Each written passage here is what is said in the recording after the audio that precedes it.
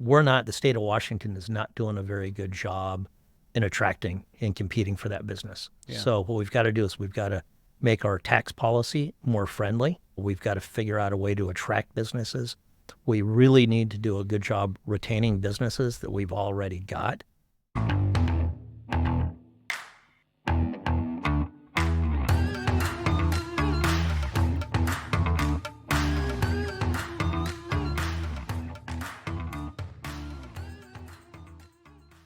Welcome to our Industrial Advisors podcast. You have Bill Condon and Matt McGregor. We have a great guest today. Brian Bogen is with us. Great to have you on our podcast. Thank you. Brian's going to be running for governor. Running for governor. Is running for governor, excuse me, which is exciting. We'll dive into some of that stuff in a little bit.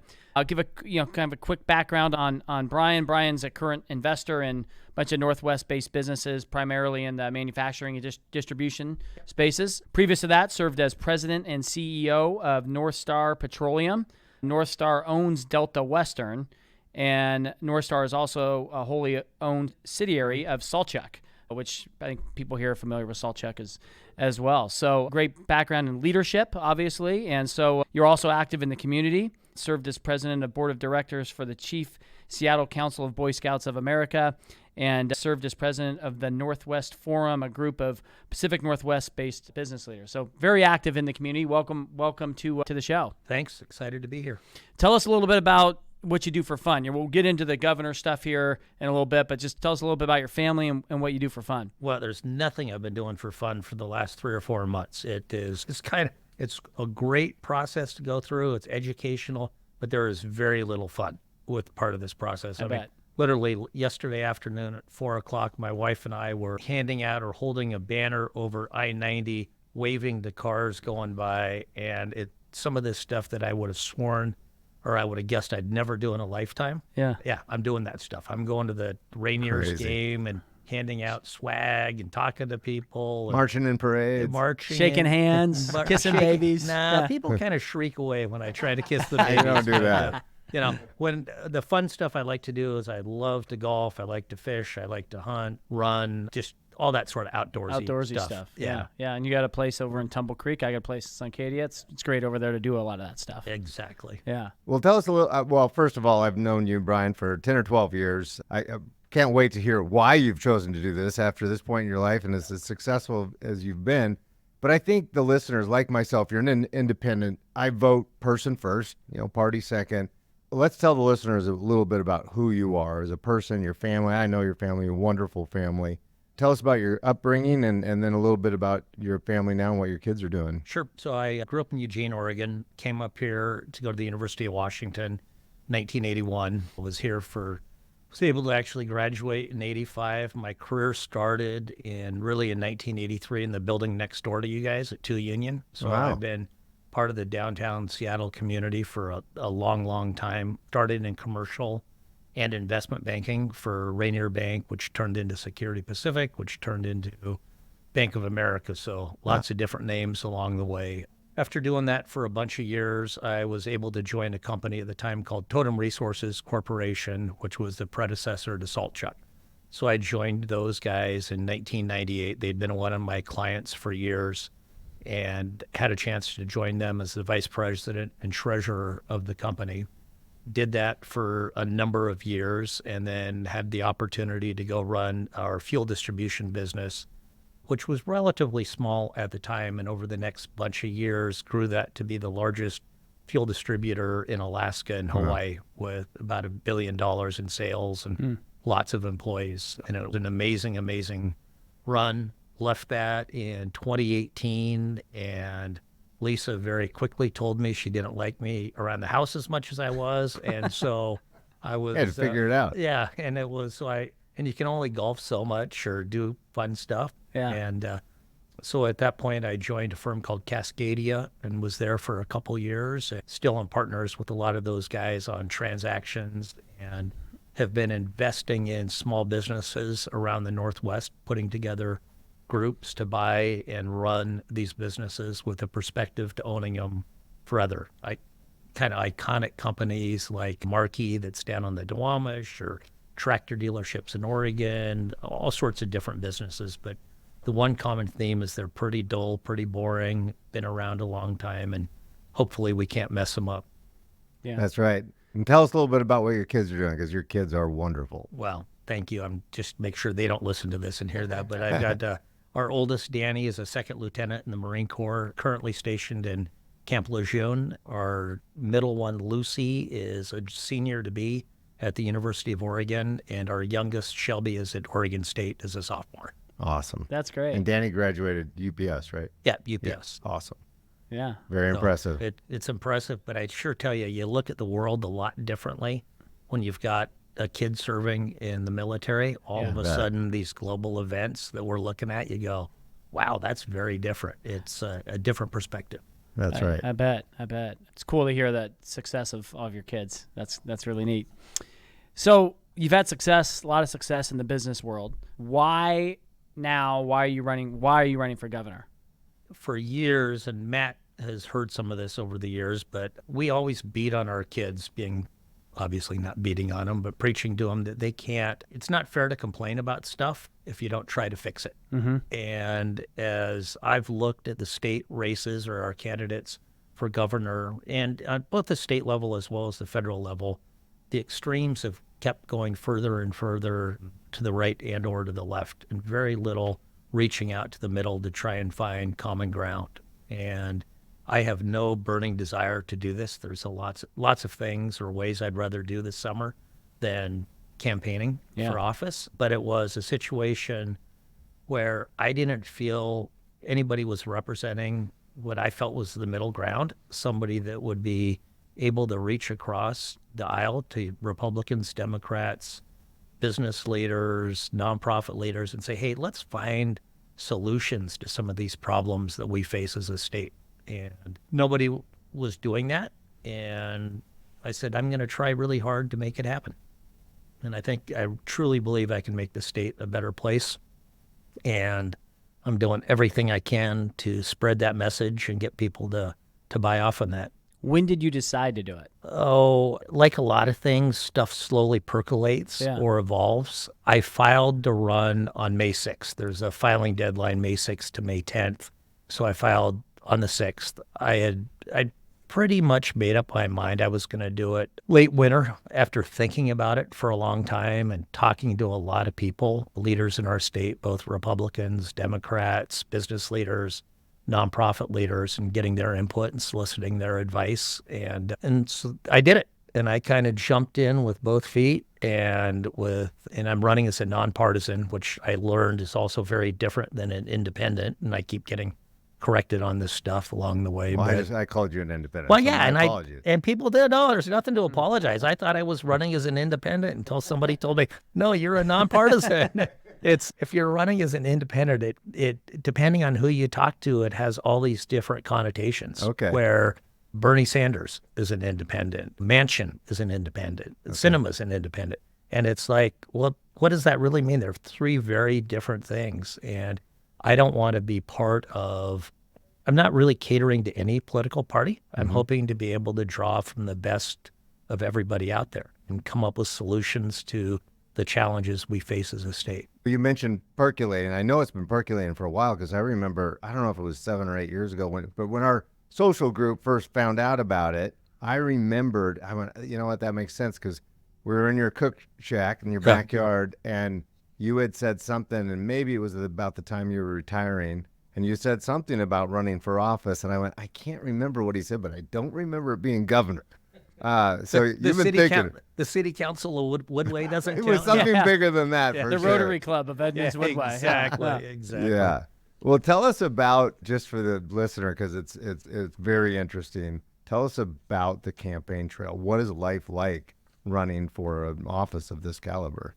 So first of all, you don't have the infrastructure support that somebody running as a Republican or a Democrat has, where you've got lots of folks that will automatically jump behind you. They'll put signs up. They will be all over the state. So it really is a grassroots effort. Okay. And so it's one of the things that I've been so grateful about to friends and family is that everything we've done is comprised of having friends, family, grab a bunch of yard signs, get me on radio shows, and it's just been amazing. The support from people, some of them who I've known for 40 years, and others are brand new friends. And that's just been the most amazing thing in the world. But it's also the scariest thing in the world, because all these people are invested in trying to make this work. And as a result, if I'm not working as hard as I can, I feel very guilty about it. And so that's why I'm waving at people underneath an overpass on I-90 last night, or that's why I'm calling people. Were you really last night? Literally Wow. last night. And it's, if you've never done it, don't do it. But if you do it, it's interesting because I've never done it before. Lisa's done it with friends. The kids have done it with friends. And last night was my first time. And the reaction of people coming by is just hilarious, because you've got some guys that are coming by, flipping you off both sides of the car, yelling, obscenities at you.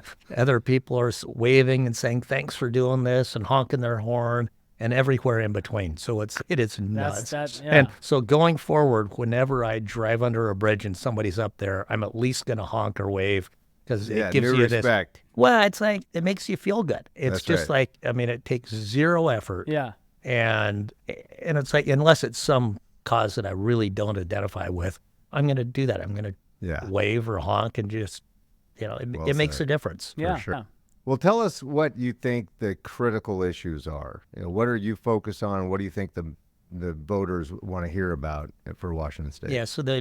And again, this last week is an example, Matt, we were everywhere from Pullman to Moses Lake to Bow, Washington we're bouncing around all over. And there are 3 or 4 issues that I talk about a lot that are very key and very core to everything I'm doing. Number 1 is public safety. And public safety's got a really broad umbrella.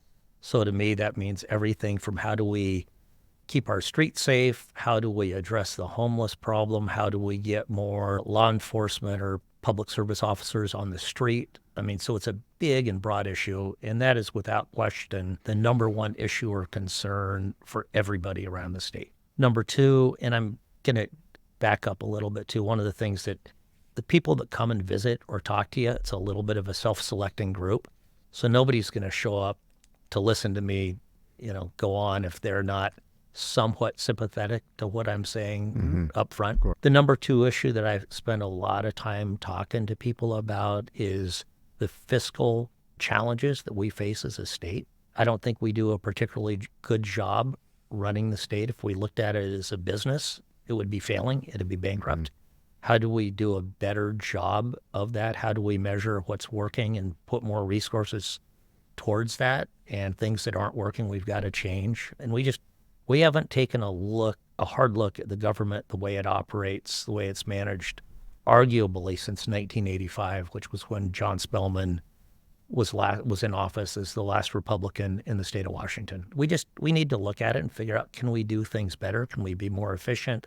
Are we serving our citizens in the state? Number 3 is education, which is an extraordinarily complicated issue.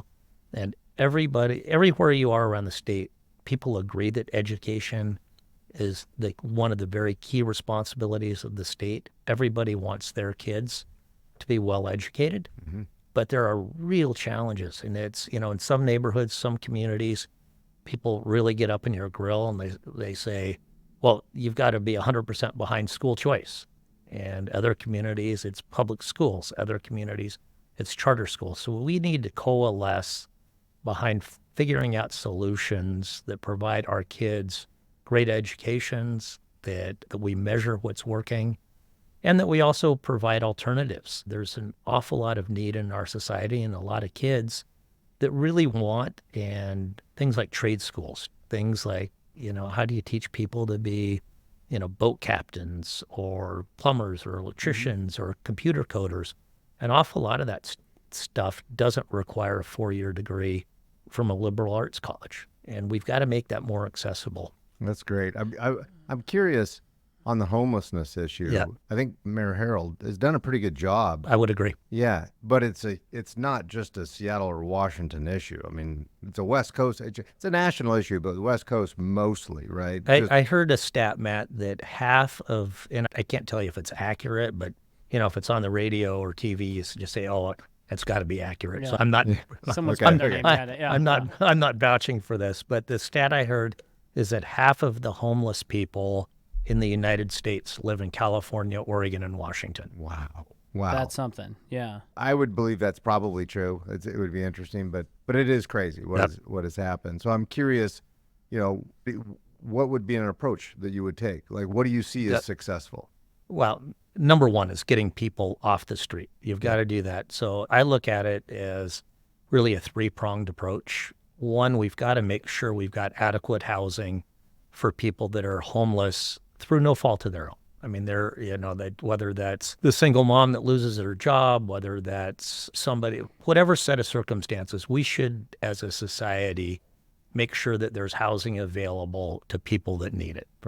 So number one, I believe that's, but I also believe we already have got an awful lot of housing units that are available. And what that right mix, how many more we need, I don't know, but we've got to make sure that's available. Two, we've got to do a lot better job providing treatment options for people with either addictions or mental illness. We've got to have places that people can go and be treated so that they can be healthy, productive members of society.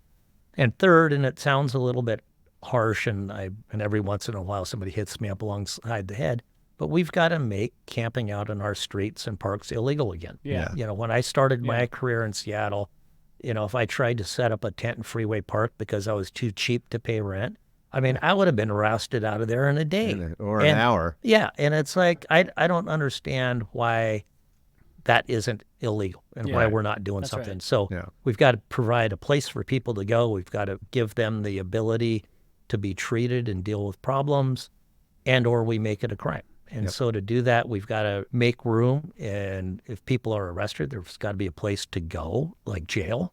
They can't just be released on the streets. They can't be arrested and then immediately let out with no repercussions. Yeah. Yeah. Yeah. I think that's well said. So we obviously care about industrial. Yep. We're industrial brokers and care a lot about that. You're involved in a lot of manufacturing and distribution type businesses. So how do you, if you're the next governor, how do you help Washington State kind of win more of that kind of business? First, we got to get the Sonics back. So anyhow, yes, let's talk about that. That's the right answer. Yeah. 2026, they're coming back. Yeah, so we got to get them back. I'll tell you, we were in Pullman last week with one of the most successful but under the radar state companies in the state. And, Pullman is 8 miles away from the Idaho border. Yeah. And so meeting with this company, they do a very detailed analysis of the business climate, every state in the country, every place where they have facilities or employees. And Washington was number 35 on the list in terms of they look at it from an environmental perspective, they look at it from tax policy, they look at it for employees, whether there are employees available. So again, Washington was 35 on that list. Idaho, 8 miles away, was number 5. I think it was 4 or 5 on that list. And so here's a company that's got hundreds of employees in state that's growing rapidly, and they're needing to make a decision about whether they site a facility in Pullman or they site a facility in Moscow right across the border. Mm-hmm. And the state of Washington is not doing a very good job in attracting and competing for that business. Yeah. So what we've got to do is we've got to make our tax policy more friendly. We've got to figure out a way to attract businesses. We really need to do a good job retaining businesses that we've already got. This company told me, and again, I don't know if it's true, I believe them, but that they have written a number of letters to our current governor trying to get him just to understand or address these issues. Mm-hmm. They haven't got a response back. And so we've got to compete. We've got to make it a business-friendly environment, because without businesses in state, we're not going to get great communities. We're not going to get great schools. And it's a vicious cycle and a spiral down. Mm-hmm. That sounds like a great approach, because I will say we're obviously industrial brokers, and most people listening to this podcast care about that. We've seen throughout our careers the manufacturing segment ship out and leave our state and, really become distribution, which isn't as good at paying jobs, right? And doesn't have the expertise to it. And so we don't have, to your point, whether we're ranked 35th or somewhere around there, when Bill and I and other teams go to locate these types of manufacturing, outfits throughout the United States, there's huge tax breaks and incentives by multiple states in Washington. We can list them. There are very few incentives out there. And so, boy, if you're getting behind that, you're going to be a popular man. And it's, again, I own with partners, but a manufacturing business down in the Duwamish that has been there for a long, long time. And it's just, and every day we look and and it's not easy to do business here. It's tough. And we've got to figure out and we've got to make it so that people recognize that you've got to have healthy businesses to have healthy communities. And we've got to figure out a way to get people to work together to attract businesses so that we do that, so we have tax income, so we can have a healthy environment, period. Well, I think your message is going to resonate with a lot of people. So how would people get involved with your campaign? There's 2 or 3 things, and we're getting late in the campaign now. So the primary is on August 6th. Mm-hmm. So people, if it resonates, go to the website, bogenforwashington.com, and just look it up and, take a look at the policies, see if it makes sense. And if it does, talk to their friends about it. Make sure they vote on August 6th. So people always ask that question, and I say, number one, you can write a check. That's been one of the biggest surprises to me is just how focused the media is on how much money you've got in the bank. Mm-hmm. Like that's the indicator of success rather than the ability to run a business or a successful career. It's money in the bank. So money in the bank for the campaign? Money in the bank for the campaign. Yeah. And so that's very important. 2, just read up on the campaign, share information about it with your friends, and then vote. Ballots are in everybody's mailbox now. Fill it out, and hopefully I'll make it through to the general election, and then it'll get a lot more attention. So talk about that path. It's get through August 6th. Yeah. Get to the general, and then it's then it's off to the races. Yeah. Then what I've complained about for the summer of it being a weird summer and working really hard gets really, really hard. But it's state of Washington is a top 2 primary, so only 2 folks get through. Mm-hmm. And there are, unless somebody's dropped out, 28 people that are running for governor on the ballot. Oh, wow. And so anybody, if you come up with a couple $1,000s, I think it's $1,800, can put their name on the ballot. And so a lot of people, you refer to it or you hear the media talk about it as people file as a vanity deal so they can tell their grandkids someday that they ran for governor. Which is, I don't know why anybody would do this for vanity. Win it, and we're working really hard to win it. So what happens is there's just all these different paths. It's, in my mind, and maybe it's kind of a little bit of an inflated sense of self-worth. There's really 5 people that have raised much money that are working really hard. Bob Ferguson, Mark Mullet, Dave Reichert, and Semi Bird. Yep. And so those would be the top 5. And it'll just be interesting seeing how those 5 attract votes, who siphons votes from other people, whether the other 23 candidates in the race get enough votes that it impacts it. And so there is definitely a path this year for a nonpartisan candidate with no incumbent in the office. But it's not a wide path. It's a narrow path where I've got to get my name out there. I've got to get people that have known me over the years supporting me, spreading the word. But it's only 2 that gets through. Only 2. Wow. And it can be 2 Democrats. It can be 2 Republicans. It can be 2 of anything. Got it. Interesting. Well, we wish you well. It was a pleasure having you on the show. You'd be a phenomenal governor. We're going to be rooting for you through the primaries and on. Well, thank you very much. And again, Bogen for Washington. If people take a look, that'd be great. If you've got questions, reach out to these guys and they will put you in touch with me. Great. And your contact information, website, and all that will be in the footnotes. Perfect. Thank you. Thank you very much for being on.